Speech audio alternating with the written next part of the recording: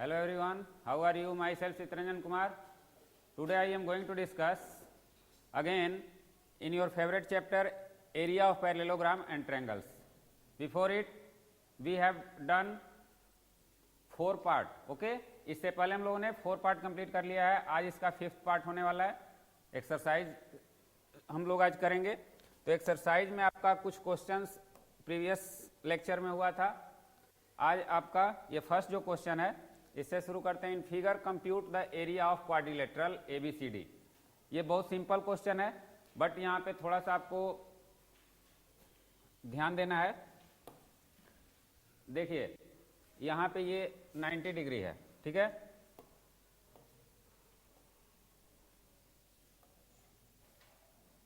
ये भी 90 degree given है.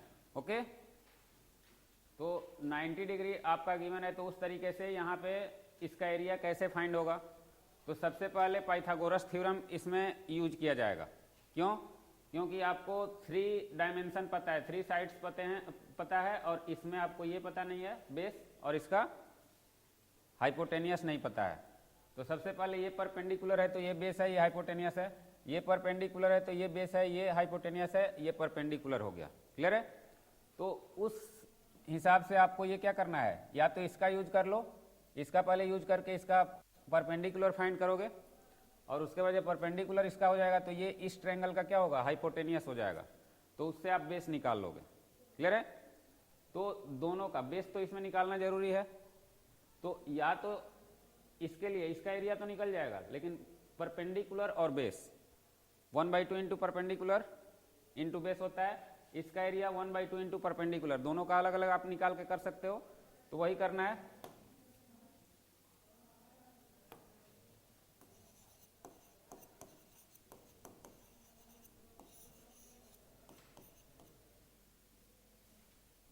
In triangle, in right triangle ABC, we have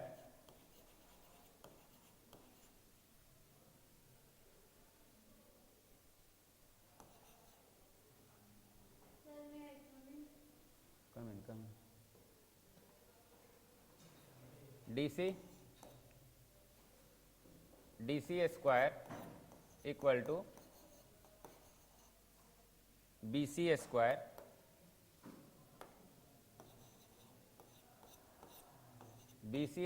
plus, sorry यहाँ पे हाइपोटेनियस है ना, तो BC square plus DB square. Okay, ये आपका इसमें हाइपोटेनियस हो गया. तो ये अगर right angle triangle ABC we have B as right angle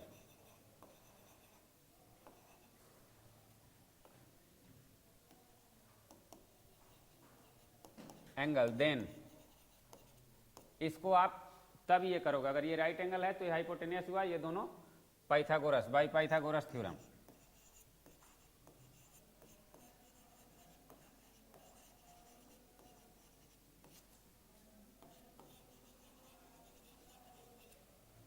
अब पाइथागोरस थ्योरम से आपको DC क्या दिया हुआ है, 17.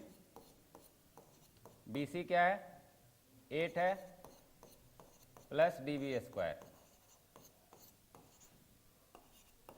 289 equal to 64 plus DB square.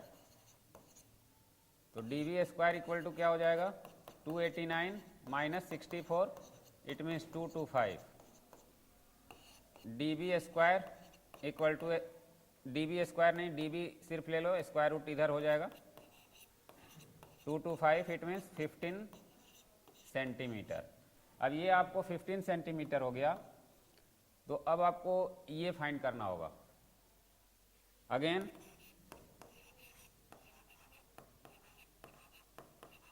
In right triangle DAB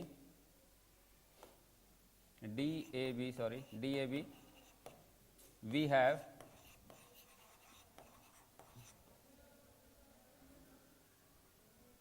DB square equal to AB square plus AD square. DV का value अभी हमने फाइंड किया है 15 square equal to AB square आपको फाइंड करना है प्लस 9 स्क्वायर। तो इट मीन्स यहाँ पे AB स्क्वायर इक्वल टू हो जाएगा 225 माइनस 81। ओके, तो AB की वैल्यू हो जाएगी square root 144, then AB equal to 12।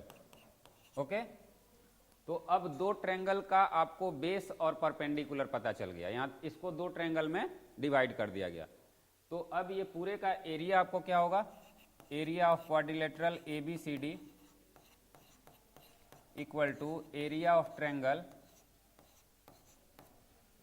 ABD plus area of triangle DBC। Okay, अब एरिया ऑफ ABD में आपको क्या हो जाएगा 1/2 into AD by AD into AB plus इसका 1/2 into BD by BC, BD into BC। अब यहाँ पे 1/2 कॉमन लिया जा सकता है, AD और AB। AD आपका क्या है 9 है, AB क्या है हम लोगों का 12 है, प्लस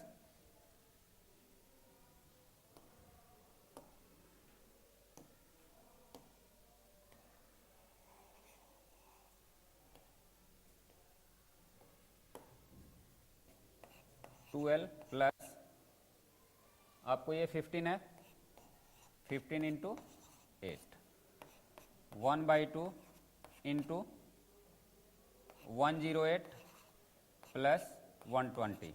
ओके, तो इसकी वैल्यू क्या हो जाएगी 1/2 इंटू 108 और 20 228, यही होगा मे भी। तो इसकी वैल्यू क्या हो जाएगी 114। क्लियर है, 114। यहाँ पे 12 9 जा 108 और 15 8 जा 120 होगा। तो इसका जो हाफ होगा दोनों का आपको क्या करना है 1/2 कॉमन ले लिया हमने, अब ये दोनों ऐड हो जाएगा। ठीक है, तो इस तरीके से आपको 114, इसको अलग अलग भी आप निकाल सकते थे, अलग अलग निकालिएगा तो ये क्या हो जाएगा, ये आपको 54 हो जाएगा और ये कितना हो जाएगा 60 हो जाएगा। ठीक है, BD के जगह DC होगा। ओके ओके, अच्छा ये इसका हाइपोटेनियस है, नहीं इसमें तो ये आपको क्या है, ये तो परपेंडिकुलर है ना, ये परपेंडिकुलर है, इसका ये जो है ये AD आपका क्या है, इसका परपेंडिकुलर है इसका ये, लेकिन इसका परपेंडिकुलर तो यही है ना, ये हाइपोटेनियस हो जाएगा। ठीक है, ये परपेंडिकुलर है। यहाँ पे 15 जो है आपका 15, ये देखो यहाँ पे ये राइट एंगल है तो इसका, अब इसको आप करके देखो 17 स्क्वायर माइनस 8 स्क्वायर कितना हो जाएगा 15 होगा ना, अभी हम लोगों ने निकाला है। ठीक है, अब नेक्स्ट हमारा क्वेश्चन क्या है, ये सबको समझ में आ गया बाबू। नेक्स्ट क्वेश्चन है, इसमें आपको फाइंड करना है in figure PQRS is a square and T and U are respectively the midpoint of PS and QR. Find the area of triangle OTS if PQ equal to 8 cm. देखो यहाँ पे एक आपको स्क्वायर दिया हुआ है PQRS दिया हुआ है। अब इसमें क्या क्या गिवन है, तो सबसे पहले T आपका और U, ये क्या है, ये दो पॉइंट है रिस्पेक्टिवली जो mid point of PS and QR है, यानी PS और QR का ये क्या है मिड पॉइंट है, ये जो है आपको मिड पॉइंट है। क्लियर है, अब आपको यहाँ पे find the area of triangle OTS यानी इसका एरिया फाइंड करना है। क्लियर है, तो इसका एरिया आपको फाइंड करना है, तो PQ यहाँ पे दिया हुआ है PQ, तो ये 8 है तो ये सभी क्या हो जाएगा 8 हो जाएगा, स्क्वायर है तो। अब ये आपको टोटल देखो यहाँ पे ये भी ये 4 हो जाएगा, ये 4 मिड पॉइंट से, क्लियर है, ये 4 हुआ। फिर आपको अब देखो यहाँ पे इसका जो डायगोनल है ये मिड पॉइंट है, और ये आपको इसको हमको सबसे पहले क्या प्रूव करना है इस चीज को, तो TSO और QU जो ये हमारा है ये क्या होगा, कॉन्ग्रुएंट होगा। तो कॉन्ग्रुएंट प्रूव करना होगा कि ये कॉन्ग्रुएंट है। कैसे, तो इससे एक तरीका है, मिड पॉइंट मिला हुआ है तो ये इसका क्या होगा, पैरेलल होगा। और जब ये पैरेलल है, ये और ये पैरेलल है इसका, तो ये भी मिड पॉइंट होगा। मिड पॉइंट थ्योरम पढ़े हो ना आप लोग। ये अगर किसी भी स्क्वायर के, यहां पे समझ लो,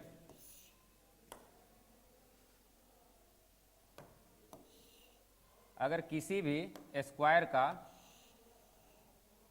सपोज करो कि यहां से एक मिड पॉइंट है, ये एक मिड पॉइंट है, तो ये पैरेलल हुआ कि नहीं हुआ, इसका तो ये पैरेलल होगा, इसका ये पैरेलल होगा। तो अब ये जो हमारा ड्रॉ हुआ है, तो अब इस साइड का ये भी तो पैरेलल हुआ। तो मिड पॉइंट थ्योरम में क्या है, एक कन्वर्स होता है और एक मिड पॉइंट थ्योरम होता है। तो मिड पॉइंट थ्योरम में आपको अगर ये और ये मिड पॉइंट है तो ये पैरेलल होगा, पैरेलल है तो मिड पॉइंट होगा। अगर एक आपका मिड पॉइंट से अगर इसके पैरेलल ड्रॉ कर रहा है तो ये भी इसका क्या होगा, मिड पॉइंट होगा, क्लियर है, इसका ये मिड पॉइंट होगा। उसी तरीके से ये भी मिड पॉइंट हो जाएगा। तो यहाँ पे आपको इसका एरिया फाइंड करने के लिए क्या करना होगा, तो ये जो पूरे का एरिया है ये हाफ एरिया है, क्लियर है, ये आपको हाफ एरिया है। तो इसका एरिया, तो आपको कुछ नहीं करना है, इसका और इसका सबसे पहले कॉन्ग्रुएंट करना है, ठीक है। तो कॉन्ग्रुएंट होगा तो एरिया भी हमारा इक्वल होता है, एरिया इक्वल होता है ना। तो उसको एरिया निकालने के लिए आपको क्या करना पड़ेगा, इसका एरिया निकालने के लिए ये 4 है, ये भी क्या होगा, 4 होगा, मिड पॉइंट है ये तो 4 होगा ना। तो इसका एरिया क्या हो जाएगा, 1/2 इंटू 4 इंटू कितना होगा, 8 सेंटीमीटर स्क्वायर हो जाएगा, क्लियर है। इसको बताना पड़ेगा, इसको आप लोग प्रूव कर लीजिएगा, या इस तरीके से भी कि ये 4 कैसे हुआ। मिड पॉइंट आप जैसे ही ये कीजिएगा तो 4 हो जाएगा, यानी मिड पॉइंट थ्योरम का आपको यूज करना है, ठीक है। मिड पॉइंट थ्योरम मैं बताया हूं इससे पहले, ठीक है। अगर नहीं देखें आप लोग तो उसको, उस लेक्चर को देख लीजिएगा। ये 4 होगा, ये 4 होगा, तो उसका एरिया निकल जाएगा, क्लियर है। अब इसमें आपको नेक्स्ट है, दिस इज वेरी इंपॉर्टेंट। ये जो क्वेश्चन है आपका, in figure angle AOB equal to 90 degree. AOB आपको कितना दिया हुआ है, 90 डिग्री दिया है। इट मीन्स ये 90 डिग्री है, क्लियर है। तो 90 डिग्री जहां पे AC इक्वल टू BC दिया हुआ है, ये दोनों इक्वल है। OA equal to 12 centimetre and OC equal to 6.5 centimetre. अब यहां पे find the area of triangle AOB। AOB यानी ये पूरे का एरिया फाइंड करना है, क्लियर है। अब यहां पे एक चीज आपको जानना है, इसका जो, तो ये कंस्ट्रक्शन हम लोगों को करना पड़ेगा। यहाँ पे डॉटेड लाइन में यहाँ पे दिया हूं कि ये कंस्ट्रक्शन आपको करना है। तो सबसे पहले आप यहाँ पे लिखोगे क्या, सॉल्यूशन में आपका first of all given that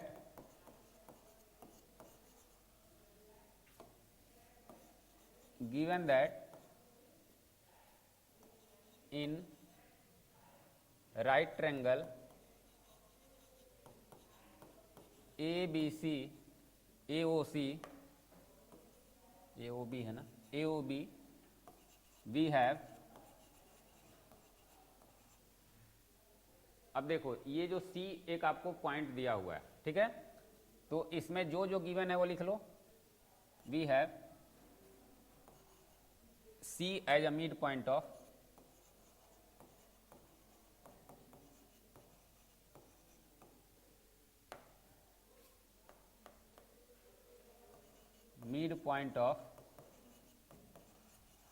AB, clear है।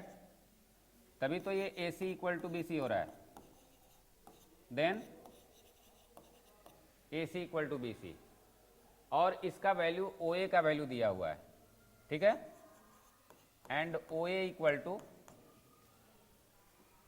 12 centimetre and also OB equal to, OC नहीं दिया है, हाँ OC दिया है, ठीक है, ये तो OC इक्वल टू 6.5। तो ये कंस्ट्रक्शन नहीं है, गिवन ही है, ठीक है। अब हमें फाइंड करना है, तो इसमें आप रिलेशन कैसे दिखाओगे? क्या आपको कुछ आइडिया लग रहा है कि ये 6.5 है, ये 12 है, तो इसका एरिया कैसे निकलेगा? एरिया के लिए तो हमें बेस चाहिए, बिना बेस का हम इसका एरिया जो हमें पता है 1/2 इंटू बेस इंटू हाइट, ठीक है, उसके बगैर ये नहीं निकल सकता है। निकलने के लिए तो और भी तरीका है, बट यहाँ पे वही फॉर्मूला अप्लाई होगा। तो ये जो हमारा ये गिवन है स्टूडेंट, ये जो इसको जो डिवाइड किया गया है, ये तीनों इक्वल होता है, OC, BC एंड AC। अगर किसी भी राइट एंगल ट्रायंगल में अगर आप इस तरीके से ड्रॉ करते हो इसको मिडिल ये में, मिडिल में अगर ये होता है तो ये क्या होता है, ये राइट एंगल ये भी हो जाएगा, और ये तीनों आपका क्या होता है, इक्वल इन लेंथ होता है, ठीक है। तो उस हिसाब से हमें क्या हेल्प मिलेगा? उस हिसाब से हमें हेल्प मिलेगा कि ये भी 6.5 होगा और ये भी 6.5 होगा। क्लियर है? तो इसका लेंथ हमें पता चल गया, तो हाइपोटेनियस पता चल गया और परपेंडिकुलर पता चल गया, तो हमें बेस निकाल लेना, उसके बाद इसका एरिया निकल जाएगा। क्लियर है? तो ये रिलेशन आपको समझना है, ठीक है। ये तीनों आपस में क्या होता है, इक्वल होता है। अगर ये मिडिल पॉइंट पे जाता है तो ये जो है आपका परपेंडिकुलर है, तो ये इसको बाइसेक्ट करता है, तो इसका लेंथ क्या होता है, तीनों का इक्वल होता है। तो उसी ये से उसी के बेस पे हमारा ये 6.5 और 6.5 हुआ, तो ये दोनों को आप ऐड करोगे तो क्या हो जाएगा बताओ तो?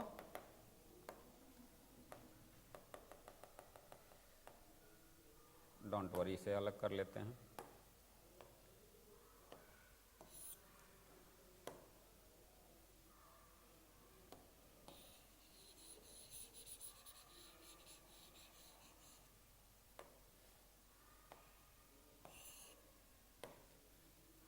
Now we know that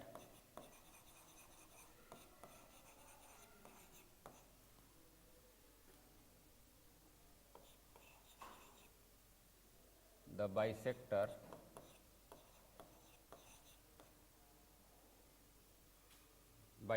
perpendicular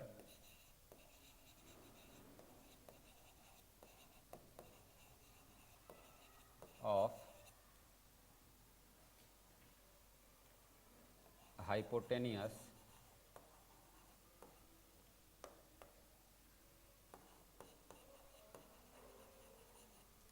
from right angle of a triangle is always equal to half of hypotenuse, ठीक है। यानी ये जो बाइसेक्टर परपेंडिकुलर है, ये हमेशा क्या होता है, बाइसेक्टर परपेंडिकुलर है तो ये तो परपेंडिकुलर हो, इसको बाइसेक्ट कर दिया, बट इसके ये के क्या होता है, हाइपोटेनियस के हाफ के बराबर होता है, तो इट मीन्स तीनों इक्वल हो गया, ठीक है।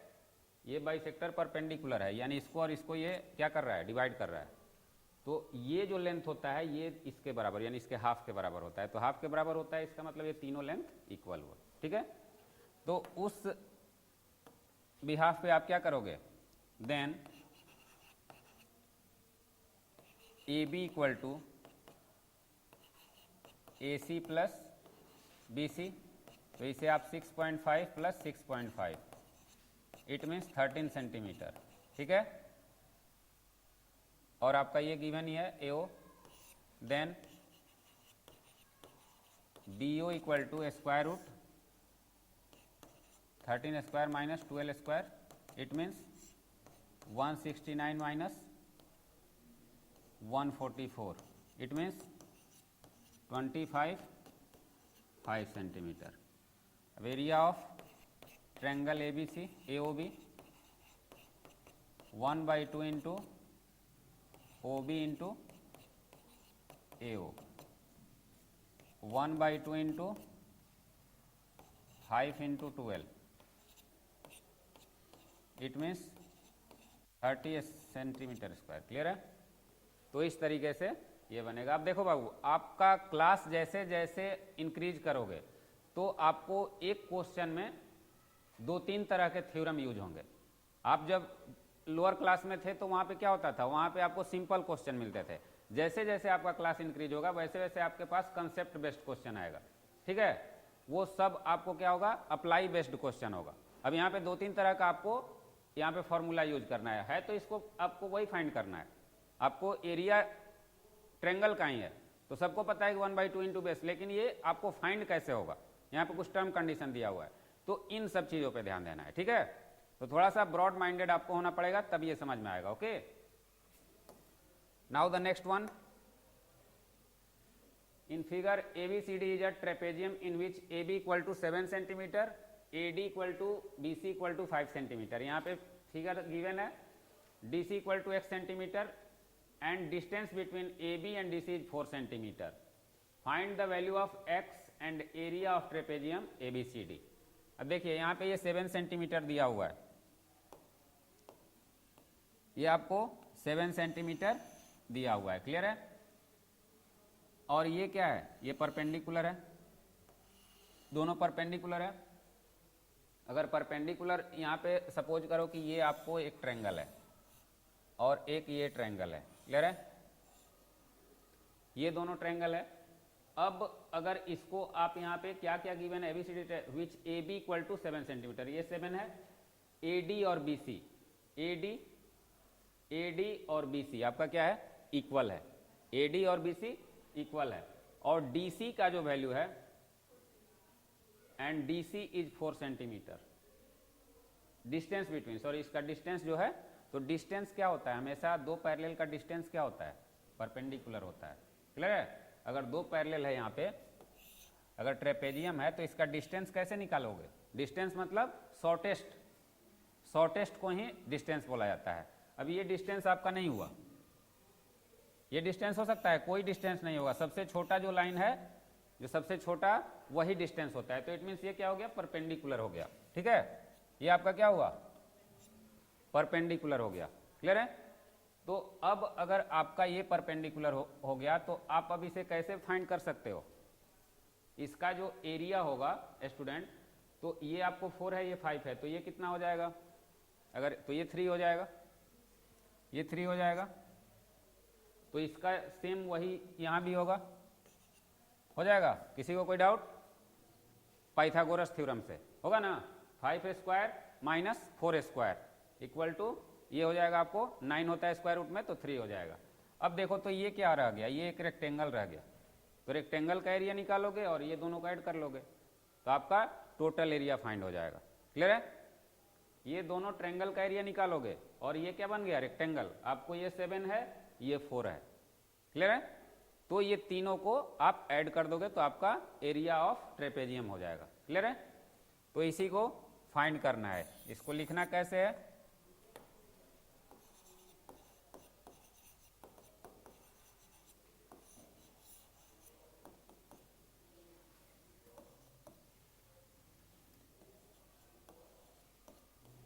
in trapezium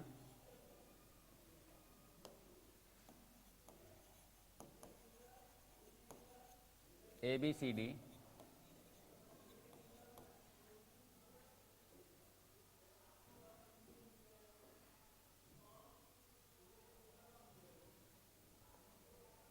the distance between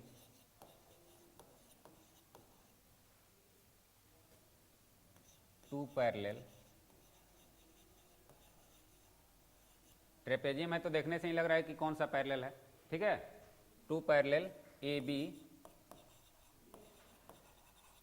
and D C equal to 4 centimetre.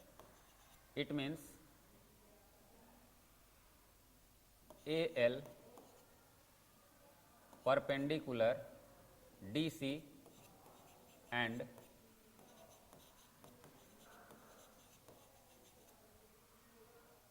BM perpendicular DC, ये लिखा जा सकता है, लिखा जा सकता है ना, AL perpendicular DC और BM perpendicular DC, ये लिखा जा सकता है। इसका मतलब क्या हुआ कि ये डिस्टेंस इसके बीच का है, तो डिस्टेंस है तो परपेंडिकुलर भी है, ठीक है, कोई दिक्कत नहीं है। अब ये 5 है, ये 4 है, तो ये क्या होगा, तो अब जब ये परपेंडिकुलर हो गया तो ये आपका परपेंडिकुलर है, तो ये एक राइट एंगल ट्रायंगल हो गया, क्लियर है, ये भी एक राइट एंगल ट्रायंगल हो गया। तो अब इसमें क्या करोगे,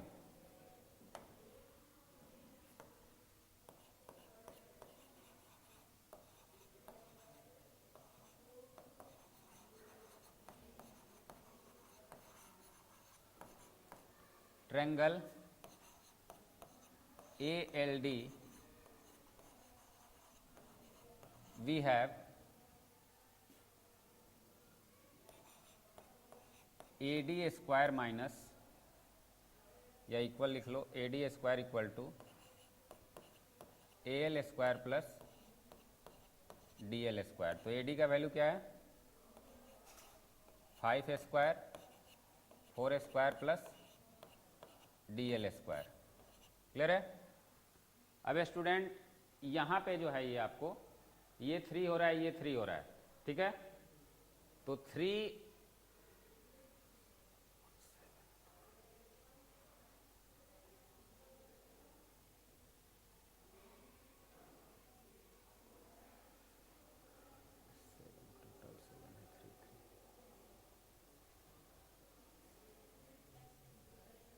एक्स का वैल्यू फाइंड करना है हम लोग को, ओके, हाँ तो उसका तो हो जाएगा, कोई दिक्कत नहीं है। DL square equal to 25 minus 16, DL equal to square root 9, it means 3, DL की वैल्यू हो गई। तो यहाँ पे क्या लिख दोगे, सिमिलरली MC इक्वल टू 3 हो जाएगा, उतना नहीं करना है, उसी के अकॉर्डिंग ये भी हो जाए, चूंकि दोनों क्या है, सेम है। तो अब एरिया ऑफ, पहले आप लोग इसको सबका एरिया, टोटल का एरिया अब निकल जाएगा, ठीक है। Area of ABCD equal to क्या लिखा जाएगा, area of ALD plus area of BMC plus area of ABML। अब ये सभी का एरिया निकालो, 1/2 into 4 into 3 plus 1/2 into 4 into 3 plus 7 into 4, clear है। अब इसको 2 2, it means 6 plus 6 plus 28, it means 40, clear है। 40 सेंटीमीटर स्क्वायर इसका एरिया हो गया। कैसे हुआ, तो ये दोनों को, तो यहाँ देखो, अब x की वैल्यू फाइंड करना है, देन